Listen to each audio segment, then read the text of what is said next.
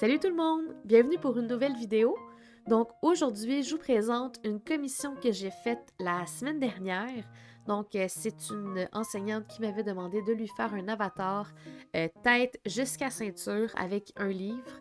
Au début, elle voulait un petit peu à la style de Hermione Granger, puis finalement on a opté pour un style un petit peu plus relax, moins studieux peut-être.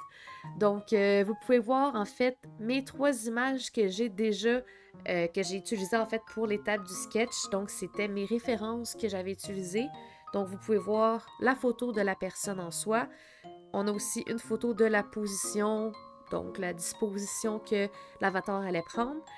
Puis, j'ai aussi rajouté en fait une image d'un coton ouaté parce que dans le fond, quand que j'avais commencé à faire son sketch, donc son portrait la première fois, j'avais utilisé les vêtements qu'elle avait sur sa photo de référence. Puis par après, elle m'a demandé si c'était possible de changer pour un autre vêtement. Évidemment, quand on est à l'étape du sketch, il n'y a aucun problème. On peut vraiment apporter toutes les modifications possibles. C'est vraiment à ce moment-là qu'on peut faire le maximum de changements. Donc, on a changé le chandail qu'elle avait avec les lacets pour un coton ouaté.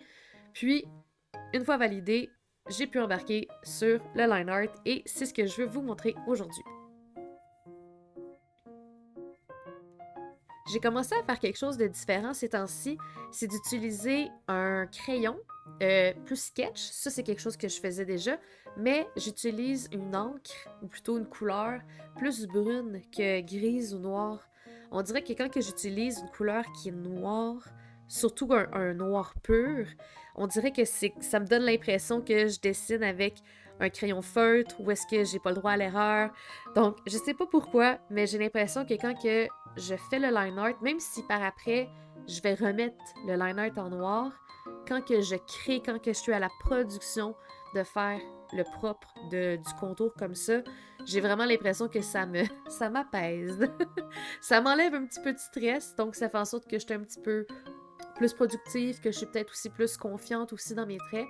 Donc, en tout cas, pour moi, c'est vraiment une technique qui fonctionne parce que je sais que j'ai la main relativement assez lourde. La preuve, j'ai mon crayon, mon Apple Pencil, il commence à être légèrement curvé dans un sens parce que j'appuie toujours dans le même sens. Puis on s'entend que pour les Apple de la deuxième génération, je crois, ceux qu'on peut seulement coller pour les charger sur les iPads, là, ben ça fait en sorte que je peux double tap dessus, puis ça fait en sorte que ça efface. Donc, il est tout le temps dans le même sens dans ma main. Donc, à force de tout le temps peser fort, ben c'est ça, ça crée une espèce de petite courbe. Tant qu'il fonctionne, c'est correct, mais c'est ça. Je remarque que j'ai quand même vraiment la main lourde. Mais ça, c'est pas quelque chose qui est nouveau. J'ai toujours eu la main lourde, en fait. Je sais pas si ça vient du primaire, je sais pas pour vous, mais moi, je me souviens très bien que c'était super important d'appuyer fort quand on avait des crayons à mine. Parce que des fois, quand on écrivait, c'était trop pâle. Fait que là, c'était pas correct pour les enseignants parce qu'ils pouvaient pas bien corriger. Fait que là, même si on prenait des HB ou des 2 HB, 6B, je sais plus comment, c'est quoi les catégories de crayons à mine, là. Mais je me souviens qu'il y avait une catégorie spécifique qu'on était obligé d'avoir parce que les autres étaient trop pâles.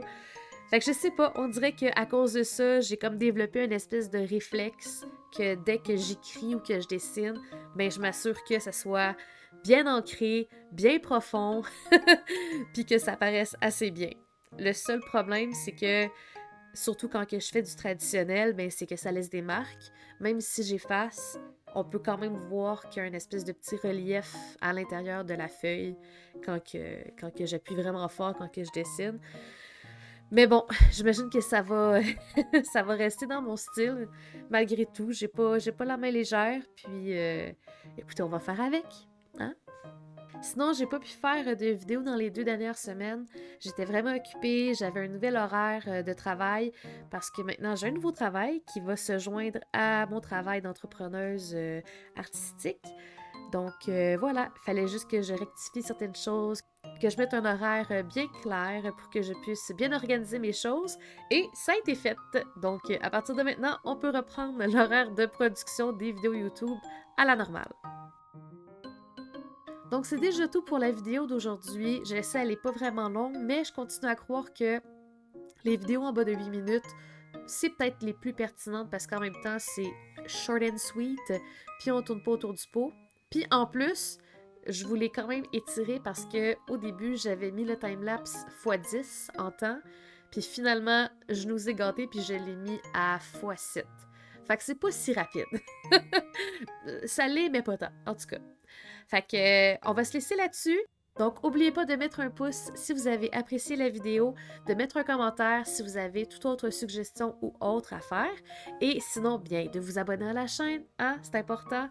Comme je vous ai dit, c'est vraiment une plateforme que je veux mettre en expansion puis que je veux développer davantage. On dirait que ça vient booster ma créativité puis que ça me redonne plus le goût de faire ressortir l'artiste en moi que l'entrepreneur. Donc, voilà. Fait que passez une excellente fin de semaine, puis on se voit vendredi prochain. Bye bye!